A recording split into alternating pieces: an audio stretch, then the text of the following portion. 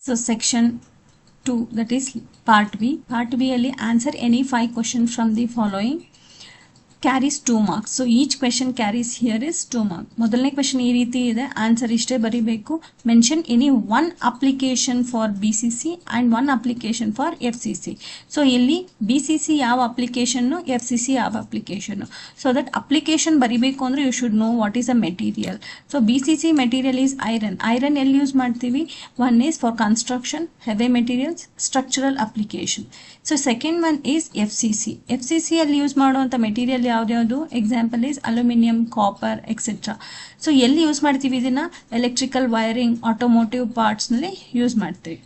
So ಎರಡನೇ ಪ್ರಶ್ನೆ, so least any 2 objective of hardening process. So hardening process ಅಂದ್ರೆ ಏನು? ಯಾವುದೇ ಒಂದು ಮೆಟೀರಿಯಲ್ನ ಹೀಟಿಂಗ್ ಎಬೋವ್ ದ ಕ್ರಿಟಿಕಲ್ ಟೆಂಪರೇಚರ್ನ ಹೀಟ್ ಮಾಡಿ ಅದನ್ನ ಕೂಲ್ ಮಾಡಿರ್ತೀವಿ ಇನ್ ದ ಆಯಿಲ್ ಅಥವಾ ಸಲ್ಯೂಷನ್. ಸೊ ಆ ರೀತಿ ಮಾಡೋದ್ರಿಂದ ಆಗುವಂಥ ಒಂದು properties changes, that is the main purpose are the objectives. ಏನಪ್ಪಾ ಅಂದ್ರೆ it increases the strength, hardness, high resistance of wear and tear, improve the mechanical properties, improve the toughness, desirable grain structure. So heat ಮಾಡಿ cool ಮಾಡೋದ್ರಿಂದ grain structure change ಆಗಿರುತ್ತೆ. reduces the residual stresses, avoids the cracking. So these are the properties will changes during the heat treatment, hardening process. So ಮೂರನೇ ಪ್ರಶ್ನೆ, so define the electroplating process. So electroplating process ಅಂದರೆ ಏನು? Electroplating ಅಂದರೆ simple ಆಗಿ ಹೇಳಬೇಕು, so coating of the thin layer on a metal. So electroplating is the process the thin layer of coating done on a metal or deposit on the metal using the electric current. electric current ನ ಬಳಸ್ಕೊಂಡು ನಾವು ಒಂದು thin layer coating ಮಾಡೋದನ್ನ ನಾವು electroplating ಅಂತ ಕರಿತೀವಿ. and ಏನಕ್ಕೋಸ್ಕರ electroplating ಮಾಡ್ತೀವಿ?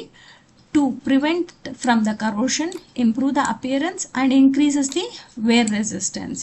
ಅಥವಾ ನೀವು ಈ ರೀತಿ ಒಂದು ಟ್ಯಾಬ್ಯುಲರ್ ಕಾಲಮ್, ಇಲ್ಲಿ ಬರ್ದಿದ್ದೀನಲ್ಲ ಫ್ಲೋ ಚಾರ್ಟ್, ಈ ಒಂದು ಫ್ಲೋ ಚಾರ್ಟ್ನ ಕೂಡ ನೀವು ಯೂಸ್ ಮಾಡ್ಕೋಬಹುದು. So you can write answer in any form.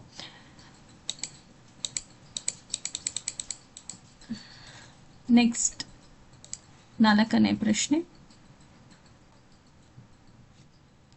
Define the unit cell. Unit cell ಅಂದ್ರೆ ಏನು? ಇನ್ ದ ಕ್ರಿಸ್ಟಲ್ ಸ್ಟ್ರಕ್ಚರಲ್ಲಿ ಯೂನಿಟ್ ಸೆಲ್ ಅಂದ್ರೆ ಏನು? Unit cell is the smallest repeating crystal. Unit cell is the smallest repeating crystal. by repeating the unit cell in all the 3 directions. So smallest crystal ಎಲ್ಲ direction, all the 3 direction ಅಲ್ಲಿ form ಆಗಿದಾಗ entire crystal structure form ಆಗುತ್ತೆ. ಇದನ್ನ ನಾವೇನಂತ ಕರಿತೀವಿ? Unit cell ಅಂತ ಕರಿತೀವಿ. So common ಆಗಿರುವಂಥ ಯೂನಿಟ್ ಸೆಲ್ ಯಾವುದು? SC, BCC, FCC and HCP. Fifth question is highlighting any 2 properties required in good solar cell. So solar cell ಇರುವಂಥ ಒಂದು ಗುಣಗಳು, ಪ್ರಾಪರ್ಟೀಸ್ ಏನಪ್ಪಾ ಅಂತಂದ್ರೆ, ಸೋಲಾರ್ ಸೆಲ್ ಏನು ಮಾಡುತ್ತೆ? ಹೈ ಲೈಟ್ ಅಬ್ಸಾರ್ಪ್ಷನ್ನ ಮಾಡ್ಕೊಳ್ಳುತ್ತೆ, ಮೊದಲನೇ ಒಳ್ಳೆ character. Next good electrical conductivity ಇರುತ್ತೆ. ಸೋಲಾರ್ ಸೆಲ್ ಇನ್ನೊಂದು ಏನು ಕೆಲಸ ಮಾಡುತ್ತೆ? Like weather and the corrosion resistance. ಅಂದರೆ ಅದರಲ್ಲಿರುವಂಥ ಪ್ರಾಪರ್ಟಿ ಅಂದರೆ it has good corrosion resistance. Next, question number 6. Mention any 2 important properties of molding sand. So molding sand ಅನ್ನೋದು ಎಲ್ಲಿ ಯೂಸ್ ಮಾಡ್ತೀವಿ? ಕಾಸ್ಟಿಂಗ್ ಅಲ್ಲಿ ಯೂಸ್ ಮಾಡ್ತೀವಿ. ಸೊ ಮೋಲ್ಡಿಂಗ್ ಸ್ಯಾಂಡ್ ಅಲ್ಲಿ ಏನೇನು ಪ್ರಾಪರ್ಟೀಸ್ ಇದ್ದಾಗ ನಮಗೆ ಕಾಸ್ಟಿಂಗ್ ನೀಟಾಗಿ ಬರುತ್ತೆ ಅಂದಾಗ, it should have high permeability, high thermal stability, good refractoriness, good flowability and uniform texture. So ಈ ರೀತಿ ಆ ಮೋಲ್ಡಿಂಗ್ ಸ್ಯಾಂಡ್ ಇದ್ದಾಗ ಮಾತ್ರ ನಮ್ಮ ಒಂದು ಕಾಸ್ಟಿಂಗ್ ಕಾಂಪೋನೆಂಟ್ ನೀಟಾಗಿ ಬರಲಿಕ್ಕೆ ಸಾಧ್ಯ. So these are the properties should be there: high permeability, thermal stability, good refractives, good flowability, uniform and texture.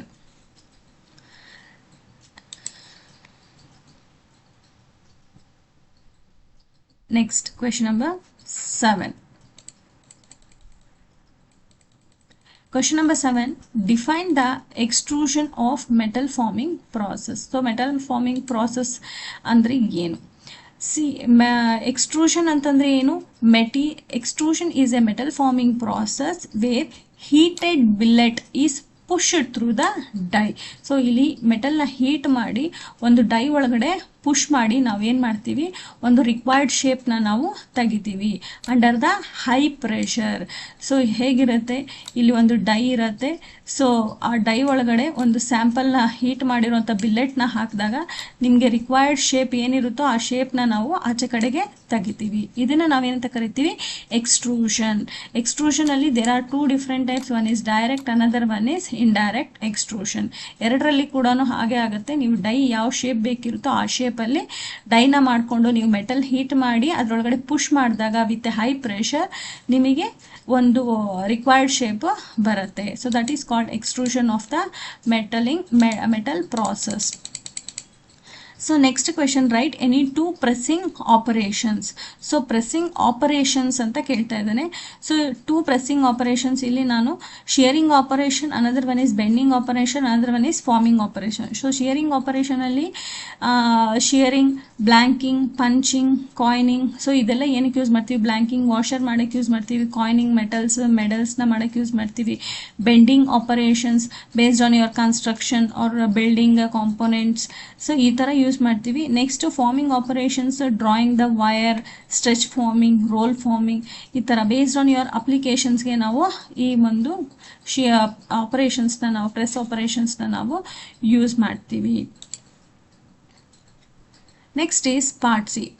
So part C ಅನ್ನೋದು ಏನಪ್ಪ ಅಂತಂದರೆ, answer any 5 question following with each carries 5 into 3 ಅಂದರೆ 3 marks. ಒಂದೊಂದು question ಎಷ್ಟು marks carry ಆಗುತ್ತೆ, ಇಲ್ಲಿ 3 marks carry ಆಗುತ್ತೆ.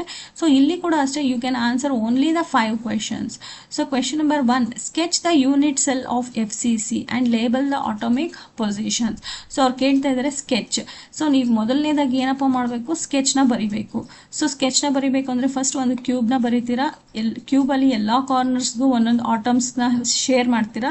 ಅದನ್ನು ನಾವು 8 ಆಟಮ್ಸ್ ಅಟ್ ದ ಕಾರ್ನರ್ಸ್ ಅಂತ ಹೇಳ್ತೀವಿ. ಅದಾದಮೇಲೆ ಈಚ್ ಫೇಸ್ ಮೇಲೆ ಒಂದೊಂದು ಆಟಮ್ಸ್ನ ಶೇರ್ ಮಾಡ್ತೀರಾ. That is 6 atoms located at the centre ಅಂತ ಹೇಳ್ತೀವಿ. ಅದಾದಮೇಲೆ ಇಲ್ಲಿ ನೋಡಿ ಕೆಳಗಡೆ total number of atoms per unit cell. So atoms at the corners is 8 atoms. So atoms at the faces is 6 atom. Total ಇದು ಒಂದು ಆಟಮ್, ಕಾರ್ನರ್ಸಲ್ಲಿ ಇದು ಬಂದು 3 atoms. Total atoms of the unit cell is 4.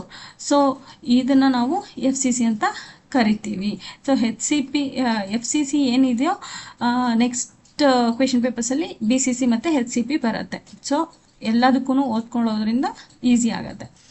Next question number 2, name any 3 advanced coating process ಅಂತ ಹೇಳ್ತಾನೆ. So ಅವರು just ಲಿಸ್ಟ್ನ ಕೇಳ್ತಾ ಇದ್ದಾರೆ. One is physical vapor deposition, chemical vapor deposition, another one is laser treatment. Advanced coating process ಅಲ್ಲಿ ಇವು 3 ಇದಾವೆ. So ಅದನ್ನು 3 ಇಲ್ಲಿ ನಾವು ಲಿಸ್ಟ್ ಔಟ್ ಮಾಡಿದ್ದೀವಿ. Next question number 3, explain the steps of the heat treatment process. So heat treatment process ಅಂದಾಗ ಅದರಲ್ಲಿ ಕೆಲವು ಸ್ಟೆಪ್ಸ್ ಇದೆ. That is basically 4 steps. ಮೊದಲನೇ ಸ್ಟೆಪ್ ಏನಪ್ಪ ಅಂದರೆ ಹೀಟಿಂಗ್. ಸೊ ಮೆಟಲ್ನ ನಾವು ಸಟನ್ ಟೆಂಪರೇಚರ್ವರೆಗೂ, ಸ್ಪೆಸಿಫಿಕ್ ಟೆಂಪರೇಚರ್ವರೆಗೂ ಹೀಟ್ ಮಾಡೋದನ್ನು ನಾವು ಹೀಟಿಂಗ್ ಪ್ರಾಸೆಸ್ ಅಂತ ಕರಿತೀವಿ. Next is soaking. So soaking process ಅಂತಂದಾಗ ಆ ಹೀಟ್ ಮಾಡಿರೋ ಅಂಥ ಒಂದು ಮೆಟೀರಿಯಲ್ ಏನಿರುತ್ತೆ ಅದು ಸಟನ್ ಫಿಕ್ಸ್ಡ್ ಟೈಮ್ನ ನಾವು ಮೇಂಟೈನ್ ಮಾಡ್ತೀವಿ. ಅದನ್ನು ನಾವು ಏನಂತ ಕರಿತೀವಿ, ಸೋಕಿಂಗ್ ಪ್ರಾಸೆಸ್ ಅಂತ ಕರಿತೀವಿ. Next is cooling. ಕೂಲಿಂಗ್ ಅಂತಂದಾಗ ಆ ಮೆಟಲ್ನ ನಾವು ಕೂಲ್ ಮಾಡ್ತೀವಿ. ಸೊ ಕೂಲ್ ಮಾಡುವಾಗ there are 2 procedure. One is rapid, another one is slow. Rapid ಅಂದಾಗ ಫಾಸ್ಟ್ ಆಗಿ ಕೂಲ್ ಮಾಡೋದು, ಲೈಕ್ ವಾಟರಲ್ಲಿ ಅಥವಾ ಆಯಿಲಲ್ಲಿ ಸಡನ್ ಆಗಿ ಡಿಪ್ ಮಾಡೋದು, ಹೀಟ್ ಮಾಡಿಬಿಟ್ಟು. ಸ್ಲೋ ಕೂಲಿಂಗ್ ಅಂತಂದಾಗ ಗಾಳಿಯಲ್ಲಿ ಅಂದರೆ ಏರಲ್ಲಿ ಇಟ್ಟು ಕೂಲ್ ಮಾಡೋದನ್ನು ನಾವು ಸ್ಲೋ ಕೂಲಿಂಗ್ ಅಂತ ಕರಿತೀವಿ. ಸೊ ಕೂಲಿಂಗ್ ಅಂತಂದಾಗ ಏನಾಯಿತು, ಮೆಟಲ್ನ ಹೀಟ್ ಮಾಡಿ ಕೂಲ್ ಮಾಡುವಂಥದ್ದು. ರೀಹೀಟಿಂಗ್ ಅಂತಂದರೆ ಇದನ್ನು ನಾವು ಟೆಂಪರಿಂಗ್ ಪ್ರಾಸೆಸ್ ಅಂತ ಕರಿತೀವಿ. ಸೊ ಮೆಟೀರಿಯಲ್ನ ಇಲ್ಲಿ ತಣ್ಣಗೆ ಮಾಡಿರ್ತೀವಿ, ಐದರ್ ಏರಲ್ಲಿ ಅಥವಾ ವಾಟರಲ್ಲಿ. ಅದನ್ನು ಮತ್ತೆ ಪ್ರಾಪರ್ಟೀಸ್ನ ಬದಲಾಯಿಸ್ಕೋಬೇಕು ಅಂತಂದಾಗ ನಾವೇನು ಮಾಡ್ತೀವಿ, ರೀಹೀಟಿಂಗ್ ಮಾಡ್ತೀವಿ. After quenching, after the quenching process material becomes hard. ಆ ಮೆಟೀರಿಯಲ್ನ ಮತ್ತೆ ಅದರ ಒಂದು ಪ್ರಾಪರ್ಟೀಸ್ನ ಬದಲಾವಣೆ ಮಾಡಬೇಕು ಅಂದರೆ ನಾವು ಮತ್ತೆ ಸಟನ್ ಟೆಂಪರೇಚರ್, ಕ್ರಿಟಿಕಲ್ ಟೆಂಪರೇಚರ್ವರೆಗೂ ಹೀಟ್ ಮಾಡಿ ಮತ್ತೆ ಅದನ್ನು ಕೂಲ್ ಮಾಡ್ಕೊಳ್ತೀವಿ. ಇದನ್ನು ನಾವೆಂತ ಕರಿತೀವಿ, ಟೆಂಪರಿಂಗ್ ಪ್ರಾಸೆಸ್ ಅಂತ ಕರಿತೀವಿ. So these are the 4 steps in the heat treatment process. Tumba simple answer. Okay. Next question number 4. Highlight the advantage of the carbon nanotubes in engineering application. So carbon nanotubes engineering application ಅಲ್ಲಿ ಎಲ್ಲೆಲ್ಲಿ ಬಳಸ್ತೀವಿ. So ಮೊದಲನೇದಾಗಿ ಎಲ್ಲಿ mechanical strength ಬೇಕಿದೆಯೋ ಅಲ್ಲಿ ನಾವು carbon nano ಟ್ಯೂಬ್ಸ್ನ use ಮಾಡ್ತೀವಿ. Outstanding electrical conductivity ಇರಬೇಕು ಅಥವಾ ಥರ್ಮಲ್ ಕಂಡಕ್ಟಿವಿಟಿ ಇರಬೇಕು, ಕೆಮಿಕಲ್ ಸ್ಟೆಬಿಲಿಟಿ ಇರಬೇಕು, ಫೀಲ್ಡ್ ಎಮಿಷನ್ ಪ್ರಾಪರ್ಟೀಸ್ ಇರಬೇಕು. ಸೊ ಈ ರೀತಿ ಪ್ರಾಪರ್ಟೀಸ್ ಇರೋ ಅಂಥ ಜಾಗದಲ್ಲಿ ನಾವು ಕಾರ್ಬನ್ ನ್ಯಾನೋ ಟ್ಯೂಬ್ಸ್ನ ನಾವು ಇಂಜಿನಿಯರಿಂಗ್ ಅಪ್ಲಿಕೇಶನಲ್ಲಿ ಬಳಸ್ತೀವಿ. So these R the advantages of the carbon nano tubes. Next, question number 5. List the steps involved in additive manufacturing process. So additive manufacturing process na ಮಾಡೋದಕ್ಕೆ these are the 8 basic steps. First one is part design. So ನೀವು ಒಂದು CAD ಡಿಸೈನ್ನ ಮಾಡ್ಕೊಳ್ಳೋದನ್ನ part design ಅಂತ ಕರಿತೀವಿ. Next ಅದನ್ನು STL ಫೈಲ್ಗೆ convert ಮಾಡ್ಕೊಳ್ತೀರಾ. ಆ convert ಮಾಡಿರೋಂಥ ಫೈಲ್ನ ನೀವು ಮಿಷಿನ್ಗೆ ಟ್ರಾನ್ಸ್ಫರ್ ಮಾಡ್ತೀರಾ. ನೆಕ್ಸ್ಟ್ ಮಿಷಿನಲ್ಲಿ ಬೇಸಿಕ್ ಸೆಟಪ್ಸ್ನ ಮಾಡ್ತೀರಾ. ಅದಾದಮೇಲೆ ಮೆಟೀರಿಯಲ್ನ ಬಿಲ್ಡ್ ಮಾಡ್ತೀರಾ, ಅಂದರೆ ಪ್ಲ್ಯಾಟ್ಫಾರ್ಮ್ ಮೇಲೆ ಮೆಟೀರಿಯಲ್ನ ಮೆಲ್ಟ್ ಮಾಡಿ ಬಿಲ್ಡ್ ಮಾಡ್ತೀರಾ. ಬಿಲ್ಡ್ ಮಾಡಿದ್ಮೇಲೆ ಆ ಪಾರ್ಟ್ನ ರಿಮೂವಲ್ ಮಾಡ್ತೀರಾ. ಒನ್ಸ್ ಪಾರ್ಟ್ನ ರಿಮೂವಲ್ ಮಾಡಿದ್ಮೇಲೆ ಆ ಒಂದು ಪಾರ್ಟ್ನ ಪೋಸ್ಟ್ ಪ್ರೊಸೆಸಿಂಗ್ ಕಂಪಲ್ಸರಿ ಮಾಡಬೇಕು, because there will be more defects in the additive manufacturing process. Finally ನಾವು ಯೂಸ್ ಮಾಡಬೇಕು ಅನ್ನೋ ಅಪ್ಲಿಕೇಶನ್ ಲೆವೆಲ್ಗೆ ನಾವು ಏನೇನು ಚೇಂಜಸ್ ಮಾಡಬೇಕು ಅದನ್ನು ಮಾಡ್ತೀವಿ. Finally we are going to use for the application process. ಈ ಒಂದು ಸಿಂಪಲ್ ಫ್ಲೋ ಚಾರ್ಟ್ನ ಬರೆದ್ರೂ ಕೂಡ you will get the full marks. Question number 6.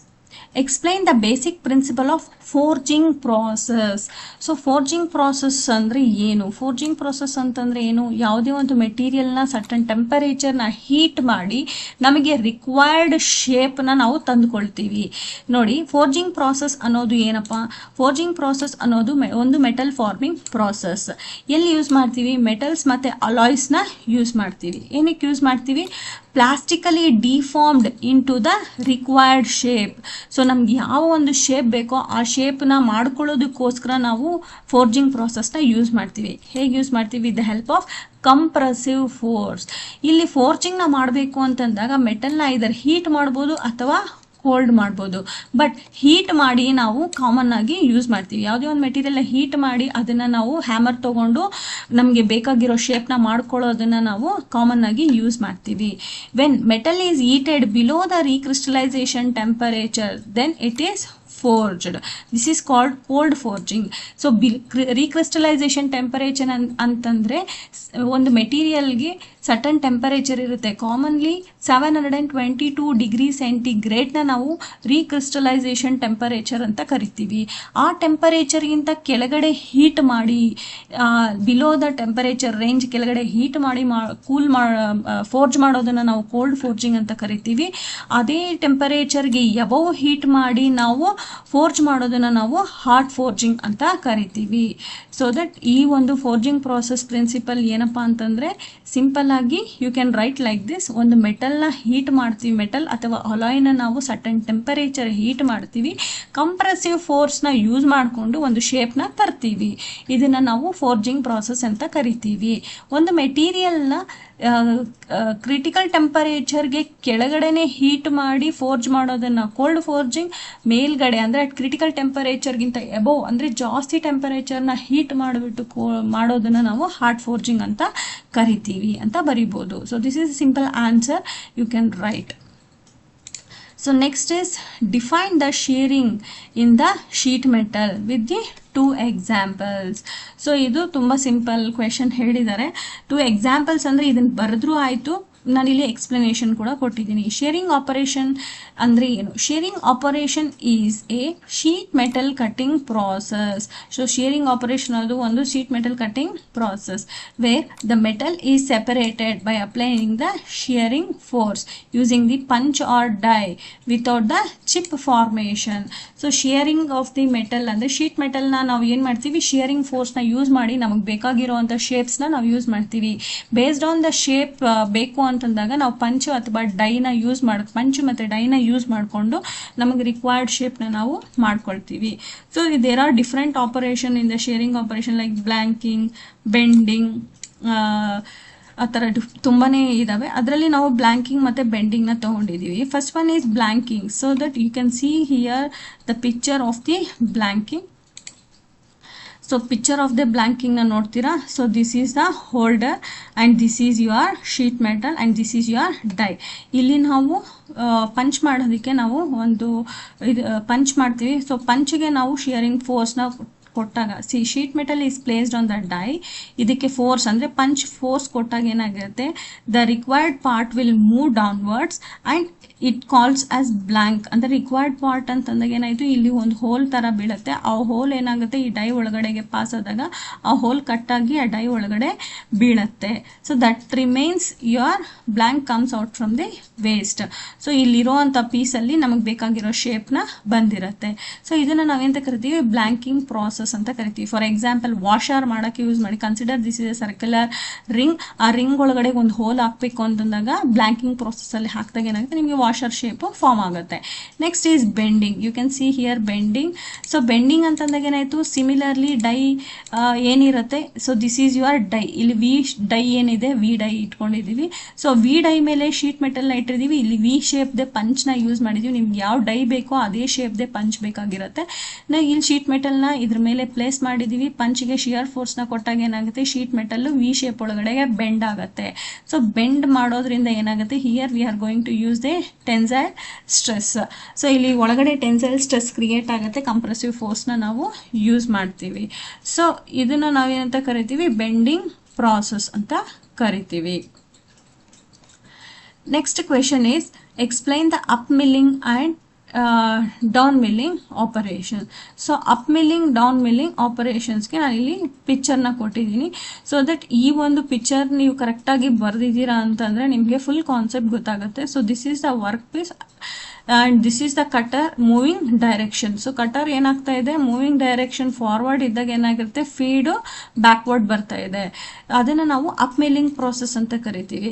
Cutter moving direction ಏನಿದೆಯೋ ಫೀಡ್ ಕೂಡ ಅದೇ ಡೈರೆಕ್ಷನ್ ಕೊಡೋದನ್ನು ನಾವೇನಂತ ಕರಿತೀವಿ, down milling process. You can see here explanation. Up milling process ಏನಾಗ್ತಿದೆ, work piece is feed against the direction. Against ಅಂದರೆ ಒಂದು forward ಹೋದ್ರೆ ಇನ್ನೊಂದು ರಿಟರ್ನ್ ಡೈರೆಕ್ಷನಲ್ಲಿ ಕೊಡ್ತಾ ಇದೆ. ಇಲ್ಲೇನಾಗುತ್ತೆ, work piece is feed in the same direction. Okay, this is the first difference. ಎರಡನೇ ಡಿಫ್ರೆನ್ಸ್ ಏನಪ್ಪ ಅಂದರೆ, cutter tooth starts cut from the zero thickness. ಇಲ್ಲಿ ಕಟರ್ ಎಲ್ಲಿಂದ ಸ್ಟಾರ್ಟ್ ಆಗುತ್ತೆ, it start from the zero thickness. ಇಲ್ಲೇನಾಗಿರುತ್ತೆ, it starts from the maximum thickness. Maximum ಥಿಕ್ನೆಸ್ಸಿಂದ first cut ಮಾಡ್ಕೊಂಡು ಬರುತ್ತೆ. ಇಲ್ಲಿ ಝೀರೋ ಥಿಕ್ನೆಸ್ಸಿಂದ ಫಸ್ಟ್ ಕಟ್ ಮಾಡ್ಕೊಂಡು ಬರುತ್ತೆ. This method produces the more friction through the rough surface. So ಇಲ್ಲೇನಾಗಿರುತ್ತೆ, ಮೋರ್ ಫ್ರಿಕ್ಷನ್ ಕ್ರಿಯೇಟ್ ಆಗುತ್ತೆ and creates the rough surface and it gives the better surface finish. So ಏನಾಗುತ್ತೆ, maximum ಇಂದ cut ಮಾಡ್ಕೊಂಡು ಹೋಗೋದ್ರಿಂದ it gives the better surface finish and gives the tool for the long life. This is a difference of up milling and down milling. So next section is part D. So part D ಅಂತಂದಾಗ answer any 5 questions. Each of the question carries the 5 marks. So ಇಲ್ಲಿ 5 questions ನ answer ಮಾಡ್ಬೋದು. Each question it carries 5 marks. ತುಂಬ simple ಆಗಿ answers ಇರುತ್ತೆ. You can write it. So first one is define the following terms: coordination number, lattice point and packing factor. So packing factor ಅಂತಂದರೆ it is also called as atomic packing factor. So ಮೊದಲನೇದು coordinate number ಅಂದರೆ ಏನು?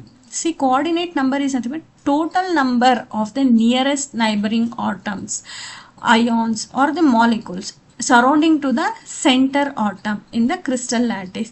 ಒಂದು ನೀವು BCC crystal lattice ನ ತಗೊಳ್ಳಿ. So ಅಲ್ಲೇನಾಗ್ತದೆ, ಸೆಂಟರಲ್ಲಿರೋ ಅಂಥ ಆಟಮ್ಗೆ ಎಷ್ಟು ಟೋಟಲ್ ನಂಬರ್ ಆಫ್ ಆಟಮ್ಸ್ ಅದಕ್ಕೆ ಸರೌಂಡಿಂಗ್ ಆಗಿದೆ ಕ್ರಿಸ್ಟಲ್ ಲ್ಯಾಟಿಸಲ್ಲಿ, ಅದನ್ನು ನಾವೇನಂತ ಕರಿತೀವಿ, ಕೋಆರ್ಡಿನೇಟ್ ನಂಬರ್ ಅಂತ ಕರಿತೀವಿ. Next, what is lattice point? A specific position of the space, the crystal lattice, the location of an atom or a molecule. These points define the repeating geometry of the crystal structure. So each one unit cell alli there will be more number of crystal structure. So a more number of crystal structure, for example one unit cell ಗೆ see here, ಇದು ಒಂದು unit cell ಅಂತಂದಾಗ ಈ ಒಂದು unit ಸೆಲ್ಲಿಗೆ there will be more number of crystal structure. It crystal structure will have the repeating point. ಇದು ಎರಡಕ್ಕೂ connect ಆಗುವಂಥ ಪಾಯಿಂಟ್ನ ನಾವೇನಂತ ಕರಿತೀವಿ, ಲ್ಯಾಟಿಸ್ ಪಾಯಿಂಟ್ ಅಂತ ಕರಿತೀವಿ. What is atomic packing factor? So atomic packing factor is nothing but as the ratio of volume of atoms in the unit cell to the total volume of the unit cell. ಇದನ್ನು ನಾವೇನಂತ ಕರಿತೀವಿ, ratio atomic packing factor ಅಂತ ಕರಿತೀವಿ. So next question is explain the laser surface treatment. So laser surface treatment ಅಂದರೆ ಏನು? So laser surface treatment ಅಂದರೆ, see here, it is the first advanced surface modification process.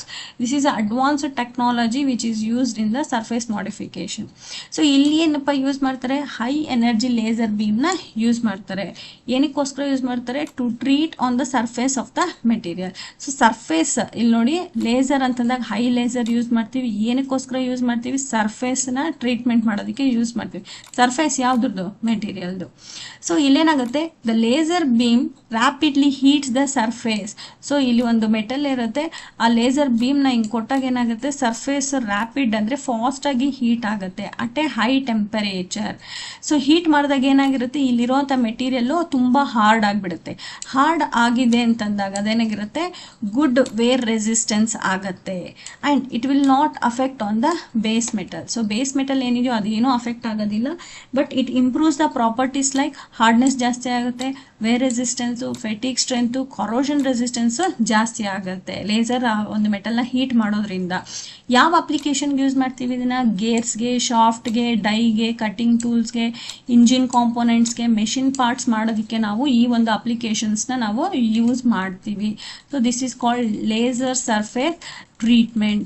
It is the one of the advanced surface treatment. Okay. Next question number 3. What is shape memory alloys? Shape memory alloys ಅಂದ್ರೆ ಏನು? What is the unique property? See, ಈ question ಎಲ್ಲ model question ಪೇಪರಲ್ಲೂ ಇದೆ. Shape memory alloy ಅಂದರೆ ಏನು? What is unique property and mention it's applications. So shape memory alloy, see, what is shape memory alloy? Shape memory alloy is a metallic material that can return predefined shape when heat is above to the transformation temperature. So shape memory alloy, shape memory alloys. So material certain temperature ಅಲ್ಲಿ heat ಮಾಡಿದಾಗ ಅದು it changes to the different shape. ಮತ್ತೆ ಆ ಟೆಂಪರೇಚರ್ಗೆ heat ಮಾಡಿದ ತಕ್ಷಣ it come back to it original position. So ಹೀಗಿರೋ ಮೆಟೀರಿಯಲ್ನ sudden temperature heat ಮಾಡಿದ ತಕ್ಷಣ ಈ ರೀತಿ ಶೇಪ್ ಆಗುತ್ತೆ. ಶೇಪ್ ಆದಮೇಲೆ ಸೇಮ್ ಟೆಂಪರೇಚರ್ನ ಮತ್ತೆ ಇದು ಹೀಟ್ ಮಾಡಿದ್ರೆ it come backs to its original position. ಮತ್ತೆ ಈ ಥರನೇ ಚೇಂಜ್ ಆಗುತ್ತೆ. ಇದನ್ನು ನಾವೇನಂತ ಕರಿತೀವಿ? ಶೇಪ್ ಮೆಮೊರಿ ಅಲಾಯ್ ಅಂತ ಕರಿತೀವಿ. ಸೊ ಈ ಶೇಪ್ ಮೆಮೊರಿ ಅಲಾಯ್ ಪ್ರಾಪರ್ಟೀಸ್ ಏನಪ್ಪ ಅಂತಂದರೆ, it return back to the original shape on heating. ಮತ್ತೆ ಹೀಟ್ ಮಾಡೋದ್ರಿಂದ ಒರಿಜಿನಲ್ ಶೇಪ್ಗೆ ಬರುತ್ತೆ. Recovers the shape immediately due to the unloading. ಇವಾಗ ಏನೋ ಒಂದು ಲೋಡ್ ಹಾಕಿರ್ತೀವಿ, ಇಲ್ಲಿ ಲೋಡ್ ಹಾಕಿದಾಗ ಅದು ಹೀಗೆ ಬೆಂಡ್ ಆಗಿರುತ್ತೆ. ಮತ್ತೆ ಲೋಡ್ ರಿಮೂವ್ ಮಾಡಿದ ತಕ್ಷಣ ಅದೇನಾಗುತ್ತೆ, ಮತ್ತೆ ಅದು ಸ್ಟಿಫ್ನೆಸ್ ಆಗಿ ಬಂದು ನಿಂತ್ಕೊಳ್ಳುತ್ತೆ. ಆ ಒಂದು ಸೂಪರ್ ಎಲಾಸ್ಟಿಸಿಟಿ ಇರುತ್ತೆ, ಹೈ ಸ್ಟ್ರೆಂತ್ ಇರುತ್ತೆ, it carries the maximum load, corrosion resistance ಇರುತ್ತೆ, ರಸ್ಟ್ ಮತ್ತು ಕೆಮಿಕಲ್ಸ್ ಆಗದಿರ ನೋಡ್ಕೊಳ್ಳುತ್ತೆ, biocompatibility, it is used in the medical use. So shape memory ಅಲಾಯ್ಸ್ಗಿರುವಂಥ ಒಂದು ಬೇಸಿಕ್ ಪ್ರಾಪರ್ಟೀಸ್. ಈವನ್ ಪ್ರಿನ್ಸಿಪಲ್ ಅಂತ ಕೇಳಿದ್ರು ಇದೇ ಒಂದು ಕಾನ್ಸೆಪ್ಟ್ ಬರೆದ್ರು ಕೂಡ you will get the marks. ಎಲ್ಲೆಲ್ಲಿ ಯೂಸ್ ಮಾಡ್ತೀರಾ? Eye glass, piezo electric gas lighter, ನಿಮ್ಮ ಮನೆಯಲ್ಲಿ ಲೈಟರ್ ಯೂಸ್ ಮಾಡ್ತೀರಲ್ಲ, ಲೈಟರ್, ಸೆನ್ಸರ್, ಸ್ಟಂಟ್ಸ್ ಅಂದರೆ ಆಂಜಿಯೋಗ್ರಾಮ್ ಲೈಕ್ ಹಾರ್ಟ್ಗೆ ಸ್ಟಂಟ್ ಹಾಕಿದ್ದೀವಿ ಅಂತಾರಲ್ಲ, that is stents, surgical tools, orthopaedic tools, ಇದೆಲ್ಲದಕ್ಕೂ ಕೂಡ ಶೇಪ್ ಮೆಮೊರಿ ಅಲಾಯ್ ಕಾನ್ಸೆಪ್ಟೇ ಇರುತ್ತೆ. ವೈ? ಬಿಕಾಸ್ ಯಾಕೆಂದರೆ ಅದು ಒಂದು ಪೊಸಿಷನಲ್ಲಿ ಇದ್ದಾಗ ಆ ಶೇಪ್ ಇರುತ್ತೆ, ಮತ್ತೆ ರಿಮೂವ್ ಮಾಡಿದಾಗ ಅಟ್ ಒರಿಜಿನಲ್ ಶೇಪ್ಗೆ ಅದು ವಾಪಸ್ ಬರೋ ಅಂಥ ಕ್ಯಾರೆಕ್ಟರಿಸ್ಟಿಕ್ಸ್ ಇರುತ್ತೆ ಶೇಪ್ ಮೆಮೊರಿ ಅಲಾಯ್ಸಿಗೆ ಮಾತ್ರ. ನೆಕ್ಸ್ಟ್ 4ನೇ question, identify and explain the appropriate surface hardening process for stainless steel used in the various application, industrial application. So ಅವರು ಸರ್ಫೇಸ್ ಹಾರ್ಡನಿಂಗ್ ಪ್ರಾಸೆಸ್ ಅಂತ ಕೇಳ್ತಾ ಇದ್ದಾರೆ. ಸೊ ನಮಗೆ ಇಲ್ಲಿ 3 ಸರ್ಫೇಸ್ ಹಾರ್ಡನಿಂಗ್ ಪ್ರಾಸೆಸ್ ಇದೆ. One is carburizing, nitriding and cyaniding. So ಇಲ್ಲಿ 3 different process ಇದೆ. ಯಾವುದಾದ್ರೂ ಒಂದನ್ನು ನೀವು ಬರಿಬೋದು. ಸೊ ಅವ್ರು ಹೇಳ್ತಾ ಇರೋವಂಥದ್ದು ಏನಪ್ಪ ಅಂತಂದರೆ ಸ್ಟೇನ್ಲೆಸ್ ಸ್ಟೀಲ್. ಸೊ ಇಲ್ಲಿ ಸ್ಟೇನ್ಲೆಸ್ ಸ್ಟೀಲ್ ಅಂತಂದಾಗ so we can write any one. So first one is low carbon steel is heated above high temperature. ಇಲ್ಲಿ ಮೆಟಲ್ 850 to 950 ಡಿಗ್ರಿ ಟೆಂಪರೇಚರ್ಗೆ ಹೀಟ್ ಮಾಡ್ತೀವಿ. ಮೆಟೀರಿಯಲ್ ಒಳಗಡೆ ಏನಿರುತ್ತೆ, carbon rich environment like charcoal, carbon rich ಗ್ಯಾಸಸ್ನ use ಮಾಡಿಕೊಂಡು ಆ ಒಂದು ಟೆಂಪರೇಚರ್ಗೆ ಮೆಟೀರಿಯಲ್ನ heat ಮಾಡೋದನ್ನ ನಾವೇಂತ ಕರಿತೀವಿ, ಕಾರ್ಬರ್ಜಿಂಗ್. ಕಾರ್ಬನ್ ಕಂಟೆಂಟ್ನ ಯೂಸ್ ಮಾಡಿಕೊಂಡು ಮೆಟೀರಿಯಲ್ನ ಅದರೊಳಗಡೆ ಇಟ್ಟು ಹೀಟ್ ಮಾಡ್ತೀವಿ ಹೈ ಟೆಂಪರೇಚರ್, ಅದನ್ನು ನಾವು ಕಾರ್ಬರ್ಜಿಂಗ್ ಅಂತ ಕರಿತೀವಿ. ಇಲ್ಲಿ ಲೋ ಕಾರ್ಬನ್ ಸ್ಟೀಲ್ನ ಯೂಸ್ ಮಾಡಿಕೊಂಡು ಲೋ ಟೆಂಪರೇಚರ್ ಅಂತಂದರೆ ಇಲ್ಲಿ 500 to 550 ಟೆಂಪರೇಚರ್ಗೆ ಹೀಟ್ ಮಾಡ್ತೀವಿ. ಏನದ್ರ ಜೊತೆ ಹೀಟ್ ಮಾಡ್ತೀವಿ, ನೈಟ್ರೋಜನ್ ರಿಚ್ ಎನ್ವಿರಾನ್ಮೆಂಟ್ ಅಂದರೆ ಅಮೋನಿಯಾ ಗ್ಯಾಸ್ ಯೂಸ್ ಮಾಡಿಕೊಂಡು ನಾವು ಹೀಟ್ ಮಾಡ್ತೀವಿ. ಆಗೇನಾಗುತ್ತೆ, ನೈಟ್ರೋಜನ್ ಆ ಒಂದು ಸ್ಟೀಲ್ ಮೇಲೆ ಡೆಪಾಸಿಟ್ ಆಗುತ್ತೆ. ಅದನ್ನ ನಾವೇನಂತ ಕರಿತೀವಿ, ನೈಟ್ರೈಡಿಂಗ್ ಅಂತ ಕರಿತೀವಿ. ನೆಕ್ಸ್ಟ್ ಸೈನೈಡಿಂಗ್ ಅಂದ್ರೆ ಏನು, ಲೋ ಕಾರ್ಬನ್ ಸ್ಟೀಲ್ನ ಹೀಟ್ ಮಾಡ್ತೀವಿ. ಟೆಂಪರೇಚರ್ ಎಷ್ಟು, 800 ಇಂದ 900. ಇಲ್ಲಿ ನಾವು ಎರಡೂ ಸಾಲ್ಟ್ಸ್ನ ಮಿಕ್ಸ್ ಮಾಡ್ತೀವಿ, ಲೈಕ್ ಸೋಡಿಯಂ ಸಾಲ್ಟ್ ಮತ್ತು ನೈಟ್ರೈಡಿಂಗ್ ಸಾಲ್ಟ್. ಸೊ ಕಾರ್ಬನ್ನು ಇರುತ್ತೆ, ಅದರಲ್ಲಿ ನೈಟ್ರೋಜನ್ನು ಇರುತ್ತೆ. ಸೊ ಎರಡೂ ಆಟಮ್ಸ್ನ ಮಿಕ್ಸ್ ಮಾಡಿ ಆ ಟೆಂಪರೇಚರಲ್ಲಿ ಹೀಟ್ ಮಾಡಿದಾಗ ಏನಾಗುತ್ತೆ, it diffuses with carbon and nitrogen. ಈ ಒಂದು ಸೈನೈಡಿಂಗಲ್ಲಿ ಕಾರ್ಬನ್ನು ಇರುತ್ತೆ, ನೈಟ್ರೋಜನ್ನು ಇರುತ್ತೆ, ಡೆಪಾಸಿಟ್ ಆಗಿರುತ್ತೆ ಅದ್ರ ಮೇಲೆ, ಸರ್ಫೇಸ್ ಮೇಲೆಗಡೆಗೆ. ಸೊ ಕಾರ್ಬರ್ಜಿಂಗ್, ಈ ಫಸ್ಟ್ ಒನ್ ನೋಡಿ, ಕಾರ್ಬರ್ಜಿಂಗ್ ಮಾಡೋದ್ರಿಂದ ಏನಪ್ಪ ಆಗುತ್ತೆ, ಕಾರ್ಬರ್ಜಿಂಗ್ ಮಾಡಿದಾಗ ನಾವು ಮೆಟೀರಿಯಲ್ನ ಕ್ವಿಂಚಿಂಗ್ ಮಾಡ್ತೀವಿ. ಇಲ್ಲಿ ಏನಾಗಿರುತ್ತೆ, ಅದರಲ್ಲಿ ಮೆಟೀರಿಯಲ್ ಹಾರ್ಡ್ ಆಗುತ್ತೆ, ವೇರ್ ರೆಸಿಸ್ಟೆನ್ಸ್ ಇರುತ್ತೆ, ಬಟ್ ಆ ಒಳಗಡೆ ಇರೋ ಕೋರ್ ಅಂದರೆ ಸಬ್ಸ್ಟ್ರೇಟ್ ಮೆಟೀರಿಯಲ್, ಬೇಸ್ ಮೆಟಲ್ ಏನಿರುತ್ತೆ ಅದು ಸಾಫ್ಟು ಟಫ್ ಆಗೇ ಇರುತ್ತೆ. ಸೊ ಕ್ವಿಂಚಿಂಗ್, ಐ ಮೀನ್ ನೈಟ್ರೈಡಿಂಗ್ ಮಾಡುವಾಗ ಏನಾಗುತ್ತೆ, ಇದರಲ್ಲಿ ಕ್ವಿಂಚಿಂಗ್ ಮಾಡಲ್ಲ, ಇದರಲ್ಲಿ ಕ್ವಿಂಚಿಂಗ್ ಮಾಡ್ತೀವಿ, ಇದರಲ್ಲಿ ಕ್ವಿಂಚಿಂಗ್ ಮಾಡಲ್ಲ. ಇಲ್ಲಿ ಕೂಡ ಅಷ್ಟೇ ಹಾರ್ಡ್ ಆಗುತ್ತೆ, ವೇರ್ ರೆಸಿಸ್ಟೆನ್ಸ್ ಇರುತ್ತೆ, ಇದ್ರ ಜೊತೆಗೆ additional fatigue resistance, while correct with the original strength with the toughness. Next cyaniding ಪ್ರೊಸೆಸಲ್ಲಿ ಕೂಡ ಸೇಮ್ ಇರುತ್ತೆ, ಹಾರ್ಡ್ ಆಗುತ್ತೆ, ವೇರ್ ರೆಸಿಸ್ಟೆನ್ಸ್ ಇರುತ್ತೆ, ಹಾರ್ಡ್ ಸರ್ಫೇಸ್ ಆಗುತ್ತೆ, ಟಫ್ನೆಸ್ ಇರುತ್ತೆ, ಒಳಗಡೆ ಇರುವಂಥ ಕೋರ್ ಡಕ್ಟೈಲ್ ಇರುತ್ತೆ. ಸೊ ಇದರಲ್ಲಿ ಕೂಡ ಅಷ್ಟೇ ಸೇಮ್ ಪ್ರಾಪರ್ಟೀಸೇ ಚೇಂಜ್ ಆಗುತ್ತೆ, but based on your applications ಇಲ್ಲಿ ವೇರಿ ಮಾಡ್ತೀವಿ. ನಾವು ಯಾವುದೇ ಒಂದು ಗೇರ್ಸು, ಶಾಫ್ಟು, ಕ್ಯಾಮು ಅಂತ ಸ್ಪೆಸಿಫಿಕ್ ಆಟೋಮೋಟಿವ್ ಪಾರ್ಟ್ಸ್ ಅಂತ ಕೇಳಿದಾಗ ಸೈನೈಡಿಂಗ್ ಬಗ್ಗೆ ಬರಿಬೇಕಾಗತ್ತೆ. ಸೊ ಸ್ಪೆಸಿಫಿಕ್ ಆಗಿ crank shaft, cylinder, aerospace components ಅಂತಂದಾಗ ನೈಟ್ರೈಡಿಂಗ್ ಮಾಡೋವಂಥದ್ದು ಬರಿಬೇಕು. ಪಿನ್ನು, ಬುಷು, ಬೋಲ್ಟು, ಸ್ಕ್ರೂ, ಈ ಥರ ಶಾಫ್ಟು, ನಟ್ಸು, ಫಾಸ್ಟ್ನರ್ಸು ಅಂತಂದಾಗ ಸೈನೈಡಿಂಗ್ ಬಗ್ಗೆ ಬರಿಬೇಕು. ಇಲ್ಲಿ ನಮ್ಮ ಕ್ವಶನಲ್ಲಿ ಜನರಲ್ ಆಗಿ ಕೇಳಿದಾನೆ ಎನಿ ಇಂಡಸ್ಟ್ರಿಯಲ್ ಅಪ್ಲಿಕೇಶನ್, ಹಾಗಾಗಿ ನೀವು ಯಾವುದಾದ್ರೂ ಒಂದನ್ನ ನೀವು ಬರಿಬಹುದು. Any one you can write, either carburizing, nitriding or cyaniding. So question number 5, highlight the different additive manufacturing technologies. So additive manufacturing technologies na illi list ಮಾಡಿ ಅಂತ ಹೇಳ್ತಾರೆ. Different one is material extrusion, watt polymerisation, power bed fusion, metal jetting, binder jetting, direct energy deposition, sheet metal lamination. So ಇದ್ರಲ್ಲಿ ಯಾವುದಾದ್ರೂ 5 ಬರೆದ್ರೆ ಸಾಕು. So next question is, mention the application of rolling process of metal forming. So rolling ಪ್ರಾಸೆಸ್ನ ಯಾವ ಒಂದು ಅಪ್ಲಿಕೇಶನ್ಸಲ್ಲಿ use ಮಾಡ್ತೀವಿ. ನೀವು ಸಾಮಾನ್ಯವಾಗಿ ಎಲ್ಲ ಅಪ್ಲಿಕೇಶನ್ಸ್ನ ನೀವು ನೋಡಿರೋ ಅಂಥದ್ದೇ ಇರುತ್ತೆ. ರೋಲಿಂಗ್ ಮಾಡಬೇಕಂದ್ರೆ ಸುತ್ತಬೇಕು, ಯಾವುದೋ ಒಂದು ಶೀಟ್ ಥರ ಇರುತ್ತೆ, ಅದನ್ನು ಒಂದು ರೌಂಡ್ ಶೇಪಿಗೆ ಮಾಡೋ ಅಂಥದ್ದು, ಅಥವಾ ನಿಮಗೆ ಬೇಕಾಗಿರೋ ಶೇಪ್ಗೆ ಬೆಂಡ್ ಮಾಡ್ತೀರಲ್ವಾ, ಅದನ್ನು ನಾವೇನಂತ ಕರಿತೀವಿ, ರೋಲಿಂಗ್ ಪ್ರಾಸೆಸ್ ಅಂತ ಕರಿತೀವಿ.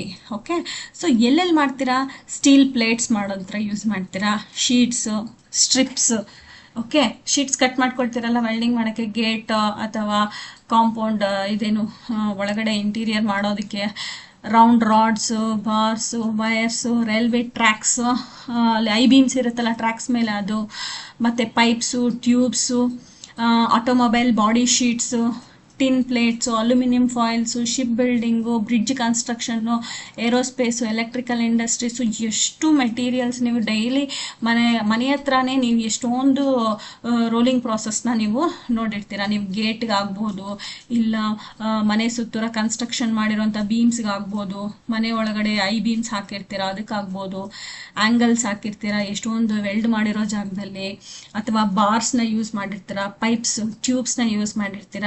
ನೀವು ಡೈಲಿ ಕಾಮನ್ಲಿ ಯೂಸ್ ಮಾಡ್ತೀರಾ ಅಲ್ಯೂಮಿನಿಯಂ ಫಾಯಿಲ್ಸ್, ಅಥವಾ ನೀವು ಯೂಸ್ ಮಾಡೋ ಬೈಕ್ ಅಥವಾ ಆಟೋಮೊಬೈಲ್ ಬಾಡೀಸ್ ಏನು ಸೈಕಲ್ ಅಥವಾ ಕಾರ್ ಏನು ಬಾಡೀಸ್ ಯೂಸ್ ಮಾಡ್ತೀರಾ ಆ ಒಂದು ಕಾಂಪೋನೆಂಟ್ಸ್ನೆಲ್ಲ ರೋಲಿಂಗ್ ಆಪರೇಷನ್ಸ್ ಅಲ್ಲೇ ಪ್ರೊಡ್ಯೂಸ್ ಮಾಡ್ತೀವಿ. Next, explain any two components of press. This is the common and repetitive question in 3 model question paper. Press the common components ಹೇಳಿ. So this is the press. So press ಅಲ್ಲಿ ಏನು main components ಇರುತ್ತೆ ಅಪ್ಪ ಅಂತಂದ್ರೆ there are 3 different types of press. One is manual press, another one is ball press, another one is hand press. So ಇಲ್ಲಿ ನಾವು press ಅಂತ general ಆಗಿ ಹೇಳ್ತಾ ಇದೀವಿ. ಇಲ್ಲಿದೆ ನೋಡಿ, ಪ್ರೆಸ್ ಅಂತಂದಾಗ this is your lead screw upward downward move ಆಗುತ್ತೆ. So first one is frame ಅಂತಂದಾಗ ಈ ಸಿ ಶೇಪ್ ಏನಿರುತ್ತೆ ಅದನ್ನ ನಾವು ಫ್ರೇಮ್ ಅಂತ ಕರಿತೀವಿ. ಸೊ ಈ ಸಿ ಶೇಪ್ ಏನಿದೆ ಇದನ್ನ ನಾವು ಫ್ರೇಮ್ ಅಂತ ಏನ್ ಹೇಳ್ತೀವಿ. ದಿಸ್ ಈಸ್ ದ ಫ್ರೇಮ್, ಇದನ್ನ ನಾವೇನಂತ ಕರಿತೀವಿ frame is the main body of the hand press. Frame ಏನ್ ಮಾಡುತ್ತೆ, it supports all other parts, ಈ ಎಲ್ಲಾ ಪಾರ್ಟ್ಸ್ಗೆ ಅದು ಸಪೋರ್ಟ್ ಮಾಡುತ್ತೆ. Next one is second one is base. So second one is base ಅಂತಂದಾಗ this is your base is the bottom flat surface of the press, ಕೆಳಗಡೆ ಇರುವಂತ ಸರ್ಫೇಸ್ ಅಂತ ಕರಿತೀವಿ. ಜೊತೆಗೆ ಇದ್ರ ಮೇಲೆಗಡೆಗೆ ಇಲ್ಲಿ ಡೈನ ಪ್ಲೇಸ್ ಮಾಡಿರ್ತೀವಿ. ಡೈ ಮತ್ತೆ ವರ್ಕ್ ಪೀಸ್ ನ ಆ ಒಂದು ಬೇಸ್ ಮೇಲೆ ಇಡ್ತೀವಿ ಅಂತ ಹೇಳ್ತಾ ಇದ್ದಾರೆ. So that is your second one. Next third one is your RAM. Third one is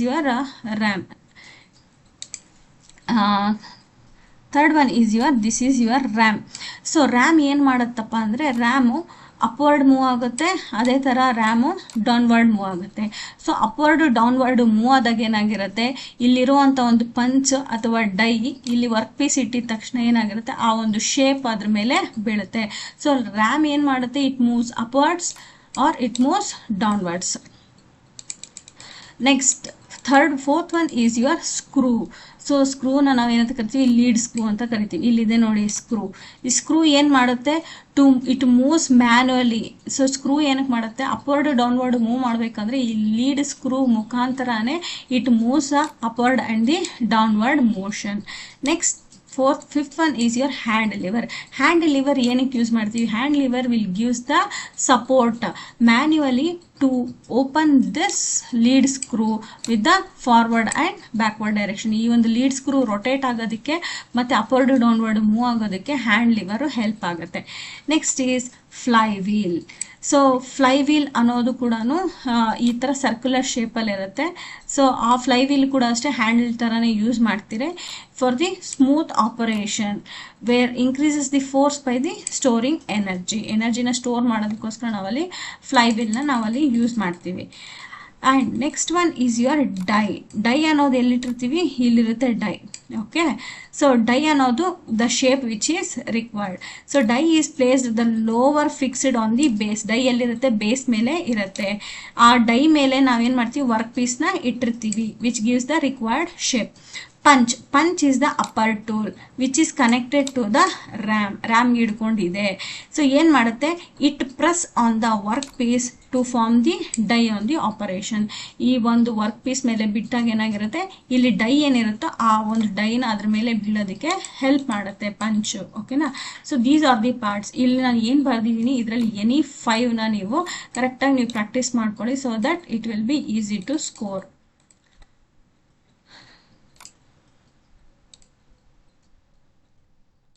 So next question, classify the cutting tools. So cutting tools na yav reeti classify ಮಾಡಿರ್ತೀವಿ based on the number of edges. So simple ಆಗಿ ಹೇಳಬೇಕು ಅಂತಂದ್ರೆ classify the cutting tools ಅಂದಾಗ ನೀವು ಈ ರೀತಿ ಆದ್ರೂ ಬರಿಬಹುದು ಅಥವಾ ಡೈರೆಕ್ಟ್ ಆಗಿ ಆದ್ರೂ ಬರಿಬಹುದು. Cutting tool, single point cutting tool, multi point cutting tool, abrasive tool. Material ಅಲ್ಲಿ ಬಂದಾಗ high speed steel, carbide steel, ceramic tools, diamond tools, turning tools, drilling tools, milling tools, grinding tools. ಈ ತರ ನೀವು list ನ direct ಆಗಿ ಬರಿಬಹುದು, ಇಲ್ಲಾಂದ್ರೆ ಈ ತರ ಸ್ಪೆಸಿಫಿಕ್ ಆಗಿ ಆದ್ರೂ ಬರಿಬಹುದು. So classification of cutting tools. If 2 marks ಏನಾದ್ರೂ ಕೇಳಿದ್ರೆ ಸಿಂಗಲ್ ಪಾಯಿಂಟ್, ಮಲ್ಟಿ ಪಾಯಿಂಟ್ ಅಂತ ಬರೆದ್ರೆ ಸಾಕು. So next is part D. So part D is section 2. Section 2 is answer any 3 questions. So that ಇಲ್ಲಿ 5 ಆನ್ಸರ್ ಮಾಡೋಷ್ಟಿಲ್ಲ 3 questions. ಇಲ್ಲಿ ಟೋಟಲ್ 5 questions ಇರುತ್ತೆ, ಅದರಲ್ಲಿ 3 question ನ ಆನ್ಸರ್ ಮಾಡ್ಬೋದು. Each question carries your 10 marks. ಪ್ರತಿ ಕ್ವಶನ್ಗೂ ನೀವು ಇಲ್ಲಿ 10 ಮಾರ್ಕ್ಸ್ನ ಕೊಡ್ತಾರೆ. ಸೊ ಕ್ವೆಶನ್ ತುಂಬ ಸಿಂಪಲ್ ಆಗಿರುತ್ತೆ, but you should understand the question and write the answer properly. So first question ಇಲ್ಲಿದೆ, which heat treatment process. Question ನೋಡಿ ಈ ರೀತಿ ಇದೆ, which heat treatment process ensure both strength and the surface hardness. Strength increase ಮಾಡಬೇಕು, ಹಾರ್ಡ್ನೆಸ್ನು increase ಮಾಡಬೇಕು for engine components. So engine ಕಾಂಪೊನೆಂಟ್ಸ್ಗೆ use ಮಾಡುವಂಥ ಒಂದು ಹೀಟ್ ಟ್ರೀಟ್ಮೆಂಟ್ ಪ್ರಾಸೆಸ್ ಯಾವುದು? ಸೊ ಹೀಟ್ ಟ್ರೀಟ್ಮೆಂಟ್ ಪ್ರಾಸೆಸ್ಸಲ್ಲಿ ಏನೇನಾಗಬೇಕು? ಬೋತ್ ಸ್ಟ್ರೆಂತ್ ಇನ್ಕ್ರೀಸ್ ಆಗಿರಬೇಕು, ಹಾರ್ಡ್ನೆಸ್ ಸರ್ಫೇಸ್ ಹಾರ್ಡ್ನೆಸ್ಸು ಇನ್ಕ್ರೀಸ್ ಆಗಬೇಕು. ಸೊ ಸರ್ಫೇಸ್ ಹಾರ್ಡ್ನೆಸ್ ಅಂದಿದ ತಕ್ಷಣ ನಿಮಗೆ ಕೇಸ್ ಹಾರ್ಡನಿಂಗ್ ಜ್ಞಾಪಕ ಬರಬೇಕು. ಕೇಸ್ ಹಾರ್ಡನಿಂಗ್ ಅಲ್ಲಿ ಏನಿರುತ್ತೆ? ಕಾರ್ಬರ್ಜಿಂಗ್, ನೈಟ್ರೈಡಿಂಗ್ ಆ್ಯಂಡ್ ಸೈನೈಡಿಂಗ್, ಇವು 3 ಜ್ಞಾಪಕ ಬರಬೇಕು. ಸೊ ಇವು 3 ಮಾಡೋದ್ರಿಂದ ಏನಾಗುತ್ತೆ? ಒಂದು ಸ್ಟ್ರೆಂತ್ ಇನ್ಕ್ರೀಸ್ ಆಗುತ್ತೆ, ಇನ್ನೊಂದು ಹಾರ್ಡ್ನೆಸ್ಸು ಕೂಡ ಇನ್ಕ್ರೀಸ್ ಆಗುತ್ತೆ. ಸೊ ಇವು 3ರಲ್ಲಿ any one you can write. So this is your hint. ಅರ್ಥ ಆಯ್ತಾ? ಸೊ ಕ್ವಶನ್ನ ನೀವು ಕಾನ್ಸಂಟ್ರೇಟ್ ಮಾಡಿ ಓದಿದ್ರೆ ತುಂಬ ಸಿಂಪಲ್ ಆಗಿರುತ್ತೆ ಕ್ವಶನ್. ಅವ್ನು ಕ್ವಶನ್ ಕೇಳ್ತಾ ಇರೋ ಸಾರಾಂಶನ ಕರೆಕ್ಟಾಗಿ ಅರ್ಥ ಮಾಡ್ಕೊಳ್ಳಿ. ಈ ಟ್ರೀಟ್ಮೆಂಟ್ ಪ್ರೋಸೆಸ್ ಮಾಡ್ತಾ ಇದ್ದೀನಿ, ಆದರೆ ಈ ಟ್ರೀಟ್ಮೆಂಟ್ ಪ್ರೋಸೆಸ್ ಮಾಡಿದಾಗ ಅದರಲ್ಲಿ ಸ್ಟ್ರೆಂತು ಮತ್ತು ಹಾರ್ಡನಿಂಗು ಇಂಪ್ರೂವ್ ಆಗಬೇಕು. ಯಾವ ಒಂದು ಕಾಂಪೊನೆಂಟ್ಗೆ? ಇಂಜಿನ್ ಕಾಂಪೊನೆಂಟ್ಗೆ. Justify the process and write the properties change. So ಅದ್ರ ಬಗ್ಗೆ ನೀವು ಜಸ್ಟಿಫೈ ಮಾಡಬೇಕು. ಸೊ ಇಲ್ಲಿದೆ ನೋಡಿ ಆನ್ಸರ್. ಹೀಟ್ ಟ್ರೀಟ್ಮೆಂಟ್ ಪ್ರೋಸೆಸ್ ಮಾಡೋದ್ರಿಂದ ಸ್ಟ್ರೆಂತು ಮತ್ತು ಸರ್ಫೇಸು ಇನ್ಕ್ರೀಸ್ ಆಗುವಂಥದ್ದು ಯಾವುದು? First one is case hardening technique. So case hardening ಟೆಕ್ನಿಕಲ್ಲಿ 3 ಇರುತ್ತೆ. One is carburizing, nitriding and cyaniding process. So ಇದರಲ್ಲಿ 3ರಲ್ಲಿ ಯಾವುದಾದ್ರೂ ಒಂದು ಪ್ರಾಸೆಸ್ನ you can explain neatly. So ಇಲ್ಲಿ ನಾನು ಆಲ್ರೆಡಿ ಎಕ್ಸ್ಪ್ಲೈನ್ ಮಾಡಿದ್ದೀನಿ ಕಾರ್ಬರ್ಜಿಂಗ್ ಅಂದ್ರೆ ಏನು, ನೈಟ್ರೈಡಿಂಗ್ ಅಂದ್ರೆ ಏನು, ಸೈನೈಡಿಂಗ್ ಅಂದ್ರೆ ಏನು ಪ್ರೀವಿಯಸ್ ಕ್ವೆಶನ್ ಅಲ್ಲಿ. ಇನ್ನೊಂದ್ಸರಿ ಐ ರಿಪೀಟ್, ಕಾರ್ಬರ್ಜಿಂಗ್ ಅಂದ್ರೆ carbon material, I mean low carbon steel ಮೆಟೀರಿಯಲ್ನ ಹೈ ಟೆಂಪರೇಚರಲ್ಲಿ ಹೀಟ್ ಮಾಡುವಾಗ ಆ ಒಂದು ಜಾಗದಲ್ಲಿ, ಐ ಮೀನ್ ಆ ಒಂದು ಎನ್ವಿರಾನ್ಮೆಂಟಲ್ಲಿ ಕಾರ್ಬನೇಷಿಯಸ್ ಮೆಟೀರಿಯಲ್ನ ಯೂಸ್ ಮಾಡ್ತೀವಿ. ಅಸ್ಯೂಮ್ ದಟ್, ಇಮ್ಯಾಜಿನ್ ಮಾಡ್ಕೊಳ್ಳಿ, ಒಂದು ಕಂಟೈನರಲ್ಲಿ ಕಾರ್ಬನೇಷಿಯಸ್ ಮೆಟೀರಿಯಲ್ನೆಲ್ಲ ಇಟ್ಬಿಟ್ಟು ಮೆಟೀರಿಯಲ್ ಐ ಮೀನ್ ಸ್ಯಾಂಪಲ್ನ ಅದರಲ್ಲಿ ಇಟ್ಟು ಹೈ ಟೆಂಪರೇಚರಲ್ಲಿ ಹೀಟ್ ಮಾಡ್ತಾ ಇದ್ದೀರಾ. ಸೊ ಹೀಟ್ ಮಾಡಿದಾಗ ಏನಾಗುತ್ತೆ? ಆ ಒಂದು ಕಾರ್ಬನೇಷಿಯಸ್ ಮೆಟೀರಿಯಲ್ ಹೀಟ್ ಆಗ್ತಾ ಇರುತ್ತಲ್ಲ, ಅದೆಲ್ಲ ಹೋಗಿ ಏನಾಗ್ತಿರುತ್ತೆ? ಅಲ್ಲಿಟ್ಟಿರೋ ಮೆಟೀರಿಯಲ್ ಮೇಲೆ ಡೆಪಾಸಿಟ್ ಆಗ್ತಾ ಇರುತ್ತೆ, ಅಂದರೆ ಅದ್ರ ಮೇಲ್ಗಡೆ ಹೋಗಿ ಕೂತ್ಕೊಳ್ತಾ ಇರುತ್ತೆ. ಆ ಥರ ಕೂತ್ಕೊಳ್ಳೋದ್ರಿಂದ ಏನಾಗುತ್ತೆ? ಆ ಸರ್ಫೇಸು ತಿನ್ ವೆರಿ ಹಾರ್ಡ್ ಆಗ್ತಾ ಇರುತ್ತೆ. ಅದಾದಮೇಲೆ ರೆಸಿಸ್ಟೆನ್ಸ್, ವೇರ್ ರೆಸಿಸ್ಟೆನ್ಸ್ ಆಗ್ತಾ ಇರುತ್ತೆ, ಕೊರೋಷನ್ ರೆಸಿಸ್ಟೆನ್ಸ್ ಆಗ್ತಾ ಇರುತ್ತೆ, ಸ್ಟ್ರೆಂತು ಇಂಪ್ರೂವ್ ಆಗುತ್ತೆ. ಸೊ ಎಲ್ಲೆಲ್ಲಿ ಯೂಸ್ ಮಾಡ್ತೀವಿ ಅದನ್ನು? ಗೇರು, ಶಾಫ್ಟು, ಕ್ಯಾಮ್ಗೆ ಯೂಸ್ ಮಾಡ್ತೀವಿ. ಇದನ್ನು ನಾವು ಕಾರ್ಬರ್ಜಿಂಗ್ ಅಂತ ಕರಿತೀವಿ. ಅದೇ ಥರ ಆ ಒಂದು ಎಲೆಕ್ಟ್ರಿಕ್ ಫರ್ನೇಸ್ ಒಳಗಡೆ ಒಂದು ಸ್ಯಾಂಪಲ್ ಇಟ್ಟಿದ್ದೀರಾ, ಅದರೊಳಗಡೆ ನೈಟ್ರೋಜನ್ ಗ್ಯಾಸ್ನ ಬಿಡ್ತಾ ಇದ್ದೀರಾ. ಬಿಟ್ಟು ಏನು ಮಾಡ್ತೀರಾ? ನೀವು 500 to 550 ಡಿಗ್ರಿ ಟೆಂಪರೇಚರ್ ಹೀಟ್ ಮಾಡ್ತಾ ಇರ್ತೀರಾ. ಆಗೇನಾಗಿರುತ್ತೆ? ಆ ಗ್ಯಾಸು ಆ ಟೆಂಪರೇಚರಲ್ಲಿ ಹೀಟ್ ಮಾಡ್ತಾ ಇದ್ದಾಗ ಏನಾಗಿರುತ್ತೆ? ಒಳಗಡೆ ಸ್ಯಾಂಪಲ್ ಇಟ್ಟಿರ್ತೀವಲ್ಲ, ಆ ಸ್ಯಾಂಪಲ್ ಮೇಲೆ ಹೋಗಿ ಡಿಫ್ಯೂಸ್ ಆಗ್ತಾ ಇರುತ್ತೆ. ಡಿಫ್ಯೂಸ್ ಅಂದರೆ ಅದ್ರ ಮೇಲೆ ಹೋಗಿ ಡೆಪಾಸಿಟ್ ಆಗ್ತಾ ಇರುತ್ತೆ, ಕೂತ್ಕೊತಾ ಇರುತ್ತೆ ಅದ್ರ ಮೇಲೆ ನೈಟ್ರೋಜನ್ ಹೋಗಿ ಕೂತ್ಕೊಂಡಾಗ, ಗ್ಯಾಸ್ ಹೋಗಿ ಕೂತ್ಕೊಂಡಾಗ ಏನಾಗಿರುತ್ತೆ? ಅಲ್ಲಿ ಕೂಡ ಅಷ್ಟೇ ಹಾರ್ಡ್ ಆಗುತ್ತೆ, ವೇರ್ ರೆಸಿಸ್ಟೆನ್ಸ್ ಆಗುತ್ತೆ, surface resistance, corrosion resistance, fatigue resistance ಎಲ್ಲನೂ ಆಗುತ್ತೆ. ಸೊ ದಟ್ ಎಲ್ಲೆಲ್ಲಿ ಅಪ್ಲಿಕೇಶನ್ ಯೂಸ್ ಮಾಡ್ತಿರೋ crank shaft, cylinders, gears, aerospace ಕಾಂಪೊನೆಂಟ್ಸ್ನೆಲ್ಲ ನಾವು ನೈಟ್ ರೈಡಿಂಗ್ ಪ್ರಾಸೆಸ್ಸಲ್ಲಿ ಯೂಸ್ ಮಾಡ್ತೀವಿ. ಸೈನೈಡಿಂಗ್ ಪ್ರಾಸೆಸ್ ಅಂತಂದ್ರೆ ಏನು? ಸೇಮ್ ಅದೇ ಥರ ಇಮ್ಯಾಜಿನ್ ಮಾಡ್ಕೊಳ್ಳಿ, ಒಂದು ಎಲೆಕ್ಟ್ರಿಕ್ ಫರ್ನೇಸಲ್ಲಿ ಒಂದು ಸ್ಯಾಂಪಲ್ನ ಇಡ್ತಾ ಇದ್ದೀರಾ, ಅಲ್ಲಿ ನೀವು ಕಾರ್ಬನ್ ಮೆಟೀರಿಯಲ್ಲು ಇಟ್ಟಿದ್ದೀರಾ, ನೈಟ್ರೋಜನ್ ಗ್ಯಾಸು ಬಿಡ್ತಾ ಇದ್ದೀರಾ. ಎರಡೂ ಬಿಟ್ಟು 800 to 900 ಡಿಗ್ರಿ ಸೆಂಟಿಗ್ರೇಡ್ಗೆ ಹೀಟ್ ಮಾಡಿದಾಗ ಏನಾಗುತ್ತೆ? ಕಾರ್ಬನ್ನು ಅದ್ರ ಮೇಲೆ ಡೆಪಾಸಿಟ್ ಆಗ್ತಾ ಇರುತ್ತೆ, ನೈಟ್ರೋಜನ್ನು ಅದ್ರ ಮೇಲೆ ಡೆಪಾಸಿಟ್ ಆಗ್ತಾ ಇರುತ್ತೆ. ಅಷ್ಟನ್ನು ನಾವೇನಂತ ಕರಿತೀವಿ? NaCN ಅಂತ ಕರಿತೀವಿ. ಓಕೆ, ಸೊ ಆ ಒಂದು ಕಾಂಬಿನೇಷನ್ನ ನಾವು ಏನಂತ ಕರಿತೀವಿ? ಸಿನೋನಿಮನ್ ಮೋಲ್ಟನ್ ಸಾಲ್ಟ್ ಬಾತ್ ಅಂತ ಕರಿತೀವಿ. ಸೋಡಿಯಂ ಸೈನೈಡ್ ಆಗುತ್ತೆ. ಸೊ ಎರಡೂ ಕಾಂಪೊನೆಂಟ್ ಮಿಕ್ಸ್ ಮಾಡಿದಾಗ ಅಲ್ಲಿ ಅದು ಎರಡೂ ಮಿಕ್ಸ್ ಆಗಿ ಡಿಫ್ಯೂಸ್ ಆಗಿ ಒಂದು ಮೆಟಲ್ ಸರ್ಫೇಸ್ ಮೇಲೆ ಫಾರಮ್ ಆದಾಗ ಅಲ್ಲಿ ಕೂಡ ಹಾರ್ಡ್ ಆಗುತ್ತೆ, ವೇರ್ ರೆಸಿಸ್ಟೆನ್ಸ್ ಆಗುತ್ತೆ, ಸರ್ಫೇಸ್ ಟಫ್ನೆಸ್ ಆಗುತ್ತೆ, ಡಕ್ಟಿಲಿಟಿ ಇರುತ್ತೆ ಕೋರು. ಸೊ ಇದನ್ನ ಎಲ್ಲಿ ಯೂಸ್ ಮಾಡ್ತೀವಿ? ಪಿನ್ಸು, ಬುಷಸ್ಸು, ಬೋಲ್ಟ್ಸು, ಸ್ಕ್ರೂಸು, ಫಾಸ್ಟ್ನರ್ಸು, ಶಾಫ್ಟು, ನಟ್ಸು, ಈ ಥರದ ಅಪ್ಲಿಕೇಶನಲ್ಲಿ ಮಾಡೋವಂಥದ್ದನ್ನು ನಾವು ಸೈನೈಡಿಂಗ್ ಪ್ರೊಸೆಸ್ ಅಂತ ಕರಿತೀವಿ. ಸೊ ದಟ್ ನಿಮ್ಗೆ ಈಸಿಯಾಗಿ ಅರ್ಥ ಆಯಿತು ಅನ್ಕೊಂತೀನಿ. ಕಾರ್ಬರ್ಜಿಂಗು, ನೈಟ್ ರೈಡಿಂಗ್ ಮತ್ತು ಸೈನೈಡಿಂಗ್ ಅಂತಂದರೆ ಎನಿ ಒನ್ ಬರೀರಿ ಸಾಕು. So next one is your casting. A casting company faces the dimensional inaccuracy. Question ನ ಕರೆಕ್ಟ್ ಆಗಿ ಅರ್ಥ ಮಾಡ್ಕೊಳ್ಳಿ. ಇಲ್ಲಿ ಒಂದು ಕಾಸ್ಟಿಂಗ್ ಕಂಪನಿ ಇದೆ, ಆ ಕಂಪನಿಯಲ್ಲಿ ಅವನು ಕ್ಯಾಸ್ಟಿಂಗ್ ಮಾಡ್ತಾ ಇದ್ದಾನೆ. ಕ್ಯಾಸ್ಟಿಂಗ್ ಮಾಡಿದಾಗ ಏನಾಗ್ತದೆ, he is facing a problem. ಏನು problem? Dimensional inaccuracy in the products. ಅಂದರೆ ಯಾವುದೋ ಒಂದು ಸ್ಯಾಂಪಲ್ನ ಅವನೇನು ಮಾಡ್ತಾ ಇದ್ದಾನೆ, ಕ್ಯಾಸ್ಟಿಂಗ್ ಮಾಡ್ತಾ ಇದ್ದಾನೆ. ಕ್ಯಾಸ್ಟಿಂಗ್ ಅಂದರೆ ಏನು? ನೀವು ಒಂದು ಅಚ್ಚು ಮಾಡಿಸ್ತೀರಲ್ವಾ, ಒಂದು ಯಾವುದೋ ಒಂದು ಮೆಟಲ್ನ ಕರಗಿಸಿ ಪೋರ್ ಮಾಡಿದಾಗ ನೀವು ಒಂದು ಶೇಪ್ನ ತರಿಸ್ಕೋತೀರಲ್ಲ, ಅದನ್ನು ನಾವು ಏನಂತ ಕರಿತೀವಿ? ಕ್ಯಾಸ್ಟಿಂಗ್ ಅಂತ ಇರುತ್ತೆ. ಸೊ ಕ್ಯಾಸ್ಟಿಂಗ್ ಅಂತಂದಾಗ ಅವನು ಹೇಳ್ತಾನೆ ಡೈಮೆನ್ಷನ್ ಇನ್ಆಕ್ಯುರಸಿ. ಫಾರ್ ಎಕ್ಸಾಂಪಲ್ ನಿಮ್ಗೆ ಬೇಕಾಗಿರೋ ಡೈಮೆನ್ಷನ್ 10x10x10 ಅಂತಂದಾಗ ಕ್ಯಾಸ್ಟಿಂಗ್ ಮಾಡಿದಾಗ ಅವನಿಗೆ 9.5 9.5 9.5 ಬರ್ತಾ ಇದೆ. ಸೊ ಆ 0.5 mm ಡಿಫ್ರೆನ್ಸ್ ಬರ್ತಾ ಇದೆಯಲ್ವಾ, ಆ ಡಿಫ್ರೆನ್ಸ್ ಬರ್ತಾ ಇದೆ. ಸೊ ದಟ್ ಇನ್ಆಕ್ಯುರಸಿ ಇದೆ ಪ್ರಾಡಕ್ಟಲ್ಲಿ ಅಂತ ಹೇಳ್ತಾ ಇದ್ದಾನೆ. ಹೆಂಗ್ ಬರ್ತಾ ಇದೆ ಅದನ್ನ? How to select the pattern material ಅಥವಾ allowance, solve this issue with the justify the examples. So ಹೇಗೆ ಅದು ಬರುತ್ತೆ, ಯಾವ ಮೆಟೀರಿಯಲ್ನ ಯೂಸ್ ಮಾಡಬೇಕು, ಯಾವ ಒಂದು ಅಲಾಯನ್ಸಸ್ನ ಯೂಸ್ ಮಾಡಬೇಕು ಅಂತ ಅವರು ಕೇಳ್ತಾ ಇದ್ದಾರೆ. ಸೊ ಕ್ವೆಶನ್ ಈ ರೀತಿ ಇದೆ. ಸೊ ದಟ್ ನೀವು ಈ ಒಂದು ಕ್ಯಾಸ್ಟಿಂಗ್ ಇನ್ಆಕ್ಯುರಸಿನ ಸಾಲ್ವ್ ಮಾಡಬೇಕು ಅಂತಂದಾಗ you should take with the pattern allowance. So pattern ಅಲಯನ್ಸಸ್ನ ಕೊಟ್ಟಾಗ ಎಕ್ಸ್ಟ್ರಾ ಡೈಮೆನ್ಷನ್ ಕೊಟ್ಟಿರ್ತೀವಿ, ಸೊ ದಟ್ ಪ್ಯಾಟ್ರನ್ ಪ್ರಿಪೇರ್ ಆಗಿರುತ್ತೆ, ಆಗ ಕರೆಕ್ಟ್ ಶೇಪ್ಗೆ ಅಲ್ಲಿ ಬರುತ್ತೆ. ಸೊ ಪ್ಯಾಟ್ರನ್ ಮಾಡುವಾಗ ಪ್ಯಾಟ್ರನ್ಗೆ ಅಲಯನ್ಸ್ ಇನ್ ದ ಸೆನ್ಸ್, ಈಗ ಫಾರ್ ಎಕ್ಸಾಂಪಲ್ ನಿಮಗೆ 10x10x10 ಶೇಪ್ ಬೇಕು ಅಂದಾಗ 10.5 ಅಸ್ಯೂಮ್ ಈಗ ನಮಗೆ 10x10x10 ಶೇಪ್ ಬೇಕು ಅಂತಂದಾಗ ನೀವು ಪ್ಯಾಟ್ರನ್ ಮಾಡಬೇಕು ಅಂದಾಗ 10x10x10 ಮಾಡಿದಾಗ ಏನಾಗಿರುತ್ತೆ, ಅದು 9.5 9.5 9.5 ಬರುತ್ತೆ. ಸೊ ಪ್ಯಾಟ್ರನ್ನೇ ನೀವು 10.5 10.5 10.5 ಮಾಡಿದಾಗ ಏನಾಗಿರುತ್ತೆ, ನಿಮಗೆ ಕ್ಯಾಸ್ಟಿಂಗ್ ಮಾಡಿದಾಗ 10x10x10 ಅಪ್ರಾಕ್ಸಿಮೇಟ್ ಬರುತ್ತೆ, ಇಲ್ಲ ಇನ್ನು ಸ್ವಲ್ಪ ಹೆಚ್ಚು ಕಮ್ಮಿ ಬಂದಿರುತ್ತೆ. ಸೊ ದಟ್ ಮಿಷನಿಂಗ್ ಪ್ರಾಸೆಸಲ್ಲಿ ಮಾಡಿಕೊಂಡು you can make it as 10x10x10. ಓಕೆನಾ? ಮಾಡುವಾಗಲೇ ನೀವು 9.5 9.5 ಮಾಡ್ಕೊಂಡ್ಬಿಟ್ರೆ 10x10x10 ಬರಲ್ವಲ್ಲ, ಇನ್ಕ್ರೀಸ್ ಆಗಲ್ಲ. ಸೊ ಇನ್ಕ್ರೀಸ್ ಇರೋದನ್ನ you can make it as decrease ಇರೋದನ್ನ you can't make it as increase. So that ನೀವು ಪ್ಯಾಟ್ರನ್ ಅಲಯನ್ಸ್ ಕರೆಕ್ಟಾಗಿ ಕೊಟ್ಟಾಗ ಏನಾಗಿರುತ್ತೆ, ಎಕ್ಸ್ಟ್ರಾ ಡೈಮೆನ್ಷನ್ ಕೊಟ್ಟಾಗ ಏನಾಗಿರುತ್ತೆ, you will get the correct size and the shape for the final casting after cooling, machining and the mold removal. So first pattern alliance ಯಾವುದು, shrinkage alliance ಕೊಡಬೇಕು. So shrinkage alliance ಕೊಟ್ಟಾಗ ಏನಾಗಿರುತ್ತೆ, extra ಸೈಜ್ನ ಕೊಟ್ಟಿರ್ತೀರಾ. So material shrink ಆಗಿ cool solidify ಆದರೂ ಕೂಡ ಆ ಒಂದು material ಸೈಜ್ನ change ಆಗೋದಿಲ್ಲ. ಮೆಷನಿಂಗ್ ಅಲಾಯನ್ಸ್. ಸೊ ಮೆಷನಿಂಗ್ ಅಲಾಯನ್ಸ್ ಅಂದಾಗ ಇಲ್ಲಿ ಒಂದು ಕ್ಯಾಸ್ಟಿಂಗ್ ಆದಮೇಲೆ ಮೆಷನಿಂಗ್ ಅಲಾಯನ್ಸ್ ಕೊಟ್ಟಿರ್ತೀವಿ, ಯಾಕಂದರೆ ಎಕ್ಸಾಕ್ಟ್ 10x10x10 ಬರೋದಿಲ್ಲ. ಸೊ 10.1 10.1 10.1 ಅಂತ ಬಂದಿರುತ್ತೆ. ಆ 0.1 ನೀವು ಎಕ್ಸ್ಟ್ರಾ ಮೆಟೀರಿಯಲ್ನ ನೀವೇನು ಮಾಡ್ತೀರಾ, ನೀವು ಮೆಷನಿಂಗ್ ಅಲಾಯನ್ಸ್ ಅಂತ ಕೊಟ್ಟಿರ್ತೀರಾ. ಸೊ ಅದನ್ನು ನೀವು ಮೆಷನಿಂಗ್ ಮಾಡಿ ಆ ಒಂದು ಮೆಟೀರಿಯಲ್ ಸರ್ಫೇಸ್ನ ರಿಮೂವ್ ಮಾಡಿ ಸ್ಮೂತ್ ಸರ್ಫೇಸ್ನ ಕೊಡ್ತೀರಾ. ಪ್ಯಾಟ್ರನ್ ಡ್ರಾಫ್ಟ್ ಅಥವಾ ಟೇಪರ್ ಅಲಾಯನ್ಸ್ ಅಂತ ಕೊಟ್ಟಿರ್ತೀರ. ಏನಕ್ಕೆ ಟೇಪರ್ ಅಲಾಯನ್ಸ್ನ ಕೊಡ್ತೀರಾ ಅಂತಂದಾಗ vertical side of the pattern, so that the pattern can be removed easily. ಒಳಗಡೆ ನಾವು ಪ್ಯಾಟ್ರನ್ ಏನಿಟ್ಟು ಅಚ್ಚು ಮಾಡಿರ್ತೀರಾ ಅದನ್ನು ಈಸಿಯಾಗಿ ರಿಮೂವ್ ಮಾಡಬೇಕು ಅಂತಂದಾಗ ಅಲ್ಲಿ ನಾವು ಟೇಪರ್ ಅಲಾಯನ್ಸ್ನ ಕೊಟ್ಟಿರ್ತೀವಿ. Next corner and ಫಿಲ್ಲೆಟ್ alliance. So ಪ್ರತಿ ಕಾರ್ನರಲ್ಲಿ ನಾವೇನು ಮಾಡಿರ್ತೀವಿ, ಈ ಥರ ಶಾರ್ಪ್ ಎಡ್ಜಸ್ನ ಕೊಡೋದಿಲ್ಲ, ಅಲ್ಲಿ ಈ ಥರ ಫಿಲ್ಲೆಟ್ಸ್ನ ಕೊಡ್ತೀವಿ.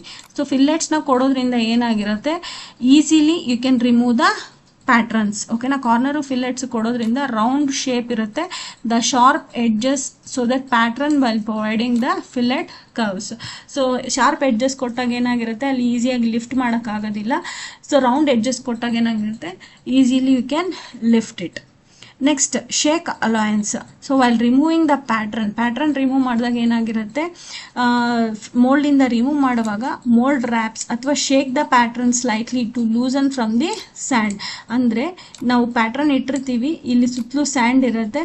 ಸೊ ಇದನ್ನು ರಿಮೂವ್ ಮಾಡಬೇಕು ಅಂತಂದಾಗ ಸ್ವಲ್ಪ ಶೇಕ್ ಮಾಡ್ತೀರಾ. ಶೇಕ್ ಮಾಡಿದಾಗ ಏನಾಗಿರುತ್ತೆ, ಸ್ಯಾಂಡ್ ಸ್ವಲ್ಪ ಲೂಸ್ ಆದಾಗ ನೀವು ಪ್ಯಾಟ್ರನ್ನ ಈಸಿಯಾಗಿ ಲಿಫ್ಟ್ ಮಾಡ್ಕೊಳ್ತೀರಾ. So these are the procedure which we are going to follow to get the dimension accuracy in the products. Okay, so material ಬಂದು ಯಾವ ರೀತಿ ಸೆಲೆಕ್ಟ್ ಮಾಡ್ತೀರಾ ಅಂದಾಗ based on your requirement. So ನಿಮಗೆ ಸರ್ಫೇಸ್ ಫಿನಿಶು ಅಥವಾ dimension accuracy ಯಾವ ಥರ ಬೇಕೋ ಆ ಥರ ಬೇಸ್ ಮೇಲೆ ನೀವು ಮೆಟೀರಿಯಲ್ನ ಸೆಲೆಕ್ಟ್ ಮಾಡ್ಕೊಳ್ತೀರಾ. So third question is, which is the sheet metal operation and gauges are suitable for the car body panels. So ಯಾವ ಒಂದು ಶೀಟ್ ಮೆಟಲ್ ಆಪರೇಷನ್ಸ್ನ ಕಾರ್ ಬಾಡಿ ಡಿಸೈನ್ ಮಾಡೋಕ್ಕೆ ಯೂಸ್ ಮಾಡ್ತೀರಾ? ಸೊ ಶೀಟ್ ಮೆಟಲ್ ಆಪರೇಷನ್ಸ್ ಯಾವ್ದು use ಮಾಡ್ತೀರಾ car ಬಾಡಿಗೆ? Because the car body ಮಾಡಬೇಕಂದ್ರೆ light weight ಇರಬೇಕು, ಮೆಟೀರಿಯಲ್ಲು ಸ್ಟ್ರೆಂತ್ ಇರಬೇಕು, ಡೆಂಟ್ ರೆಸಿಸ್ಟೆನ್ಸ್ ಇರಬೇಕು, ಮ್ಯಾನುಫ್ಯಾಕ್ಚರಿಂಗ್ ಕಾಸ್ಟ್ ಕೂಡ ನಾವು ಗಮನದಲ್ಲಿ ಇಟ್ಕೋಬೇಕು. ಸೊ ಇದೆಲ್ಲ ಇರೋ ಅಂತ ಒಂದು ಶೀಟ್ ಮೆಟಲ್ ಆಪರೇಷನ್ಸ್ನ ನಾವು ಮಾಡಬೇಕು. ಸೊ ಶೀಟ್ ಮೆಟಲ್ ಆಪರೇಷನ್ಸ್ ಅಂದರೆ ಯಾವ್ದಿರುತ್ತೆ? ಶೀರಿಂಗ್, ಬ್ಲ್ಯಾಂಕಿಂಗ್, ಪಂಚಿಂಗ್, ನಾಚಿಂಗ್, ಅದೇ ಥರ bending, V bending, U bending, edge bending, drawing, stretching, rolling, spinning. So ಈ ಥರ ಎಷ್ಟೊಂದು ಆಪರೇಷನ್ಸ್ ಇರುತ್ತೆ. ಸೊ ಈ ಆಪರೇಷನ್ಸ್ನಲ್ಲಿ ಬೇಕಾಗಿರೋ ಆಪರೇಷನ್ಸ್ನ ಯೂಸ್ ಮಾಡಿಕೊಂಡು the materials have been balanced based on the ductility and the strength for safety and durability. Based on these justification ಅಂದರೆ ಈ ಥರ ಕಂಡೀಷನ್ಸ್ ಪ್ರಾಪರ್ಟೀಸ್ ಇರೋ ಥರ ನೀವು ಒಂದು ಶೀಟ್ ಮೆಟಲ್ನ ನೀವು ಚೇಂಜ್ ಮಾಡ್ಕೊಳ್ತೀರಾ. ಸೊ ಇಲ್ಲಿ ಡಿಫ್ರೆಂಟ್ ಆಪರೇಷನ್ಸ್ ಇದೆ. ಆಲ್ರೆಡಿ ನಾನು ಪ್ರೀವಿಯಸ್ ಎಕ್ಸ್ಪ್ಲೈನ್ ಮಾಡಿದ್ದೀನಿ, ಬ್ಲ್ಯಾಂಕಿಂಗ್ ಅಥವಾ ಪಂಚಿಂಗ್. ಸೊ ಯಾವುದಾದ್ರೂ ಒಂದು ಶೀಟ್ ಮೆಟಲ್ ಆಪರೇಷನ್ಸ್ನ ನೀವು ಅಲ್ಲಿ ಎಕ್ಸ್ಪ್ಲೈನ್ ಮಾಡಿ. Next question, explain any 5 operations that can be performed in drilling machine. So ಇದು ತುಂಬ ಸಿಂಪಲ್ ಕ್ವೆಶನ್ನು.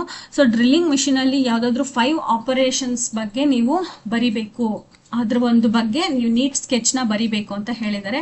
ಸೊ ಮೊದಲನೇದಾಗಿ ಡ್ರಿಲ್ಲಿಂಗ್ ಮಿಷಿನಲ್ಲಿ ನೀವು ಡ್ರಿಲ್ಲಿಂಗ್ ಮಾಡ್ತೀರಾ reaming, boring, counter boring and counter sinking.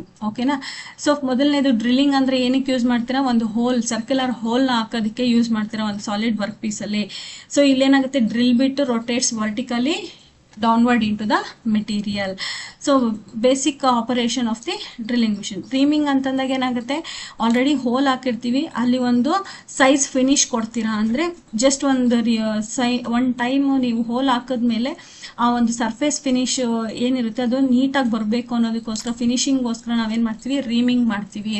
ರೀಮರ್ ಟೂಲ್ನ use ಮಾಡ್ತೀರಾ, ವರ್ಟಿಕಲಿ ಡೌನ್ವರ್ಡ್ ಮೂವ್ ಮಾಡ್ತೀರಾ.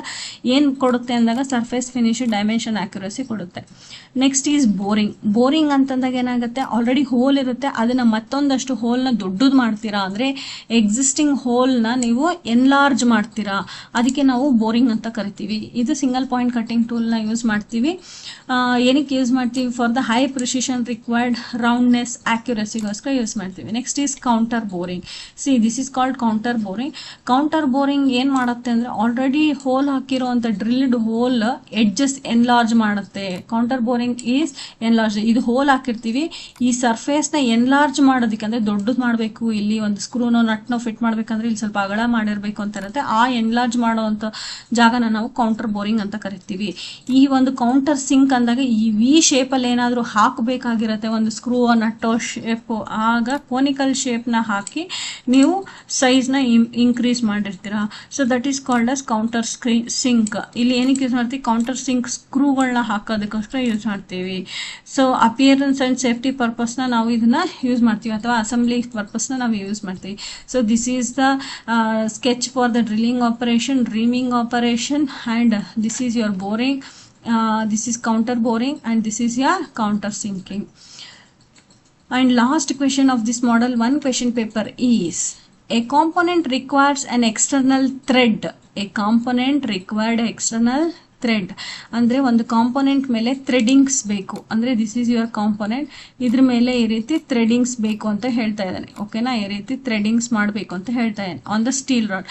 Describe how the thread cutting is done on the lathe machine and its precaution. So ಹೇಗೆ ಆ ಒಂದು lathe machine ಮೇಲೆ ಥ್ರೆಡ್ಸ್ನ ಹಾಕ್ತೀವಿ, ಮತ್ತು ಅದು ಹೇಗೆ ಪ್ರಿಕಾಷನ್ಸ್ ಅಂದರೆ ಅದನ್ನು ಹಾಕಬೇಕಂದ್ರೆ ಏನೆಲ್ಲ ನಾವು ತಿಳ್ಕೊಂಡಿರಬೇಕು. ಫಸ್ಟ್ ಥ್ರೆಡ್ಡಿಂಗ್ ಅಂತಂದಾಗ there are 2 types. One is external thread, another one is internal thread. So ಇಲ್ಲಿ ನಾವು ಎಕ್ಸ್ಟರ್ನಲ್ ಥ್ರೆಡ್ನ ಹಾಕ್ತಾ ಇದ್ದೀವಿ. ಸೊ ಥ್ರೆಡಿಂಗ್ ಹೇಗಿರುತ್ತೆ? ಹೆಲಿಕಲ್ ರಿಡ್ಜ್ ಯಾವುದ್ರ ಮೇಲೆ? ವರ್ಕ್ ಪೀಸ್ ಮೇಲೆ ಹಾಕ್ತೀವಿ. ಸಿಂಗಲ್ ಪಾಯಿಂಟ್ ಕಟ್ಟಿಂಗ್ ಟೂಲ್ನ ಯೂಸ್ ಮಾಡ್ತೀವಿ. Rotation of the speed the work piece along the longitudinal movement. So ಇದೇ ಸ್ಪೆಸಿಮನ್ ಅಂತ ಇಟ್ಕೊಳ್ಳಿ. So vertically it moves along to the longitudinal towards the cutting tool. So cutting ಟೂಲ್ನ ನಾವು ಹೇಗೆ move ಮಾಡ್ತೀವಿ? Towards ಲಾಂಗಿಟ್ಯೂಡ್ನಲ್ಲಿ ನಾವು ಅದನ್ನು ಮೂವ್ ಮಾಡ್ತೀವಿ.